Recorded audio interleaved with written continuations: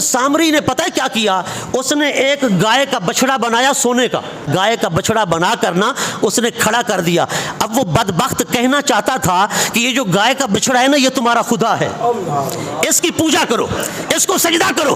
وہ سامری جو تھا حضرت موسیٰ علیہ السلام کے دور میں، اب اس نے دیکھا نا لوگ ایسے تو نہیں مانے گے خدا ہے، آخر اس کا کوئی کرشمہ تو دکھانا پڑے گا نا، کوئی معجزہ تو دکھانا پڑے گا، کوئی خلاف عقل بات تو یہاں پر ظاہر کرنا پڑے گی تاکہ لوگ یقین کریں اور کہیں واقعی یہ خدا ہے۔ اس نے پتہ کیا کیا؟ حضرت جبرائیل جس گھوڑی پر سوار ہو کر جا رہے تھے نا، اس گھوڑی کے جہاں لگے سم جانتے ہو، اس کے پیر جہاں پر لگے نا، وہاں سے اس نے مٹی اٹھائی، سامری نے وہاں سے مٹی اٹھائی اور جا کر بچڑے کے منہ میں ڈال دی۔ بچڑے کے منہ میں ڈالی نا تو بچڑا ایسے بولنے لگا جیسے گائے بولتی ہے۔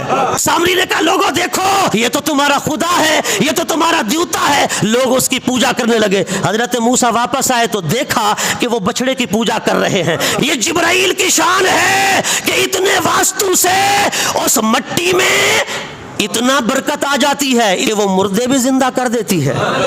تو بات کرتا ہے حضور کی، تیری عقل پہ تالے لگے ہوئے ہیں۔ اگر جبرائیل کی گھوڑی کے قدم لگے، اس کے قدم لگنے والی مٹی کی یہ شان ہے کہ وہ اگر بچڑے میں ڈالی جائے تو وہ بھی زندہ ہو جاتا ہے۔ میں نے کہا نبی اور ولی ان کا عالم تو یہ ہے، ہرگز نمیرد آنکھ دلش زندہ شد بعشق، سب دست بر جرید عالم دوام ما، جن کا سینہ عشق مصطفیٰ سے زندہ ہو جائے وہ کبھی مرتا ہی نہیں۔